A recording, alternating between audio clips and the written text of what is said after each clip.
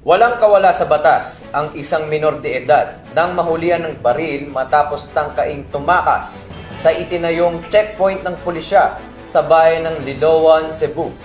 Patuloy naman ang Philippine National Police sa pagpapatupad ng mahigpit na seguridad at checkpoint operation sa buong bansa upang masawata ang paglaganap ng iligal na gawain at matiyak ang kaligtasan ng mamamayan. Yan ang tinutukan ni Patrolwoman Judith Ticanor. Isang 17 taong gulang na estudyante ang nahuli ng mga otoridad matapos tangkain ng pagtakas mula sa isang checkpoint operation na isinagawa ng mga pulis nito lamang nakaraan dakong 1:30 ng madaling araw sa Sitio Sambag, Barangay San Vicente, Liloan, Cebu. Kinilala ni Police Major Maui Arcilla, Chief of Police na Liloan Municipal Police Station, Cebu Police Provincial Office, ang suspect na si Christian, 17 taong gulang at residente ng Sitio Kugon, Barangay San Vicente, Liloan, Cebu.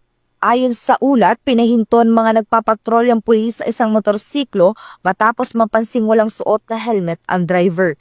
Isang malinaw na paglabag sa batas trapiko.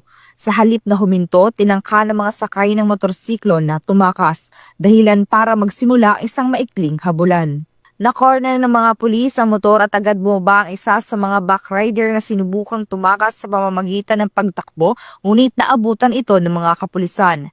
Sa isinagawang body search, nakuha mula sa kanyang baywang isang caliber .38 revolver na walang serial number at may lamang 4 na bala. Dahil dito, agad siyang dinala sa himpilan ng pulisya at isinailalim sa kustudiya bilang child in conflict with the law. Siya ay maharap sa kasong paglabag sa Republic Act No. 10591 o Comprehensive Firearms and Ammunition Regulation Act.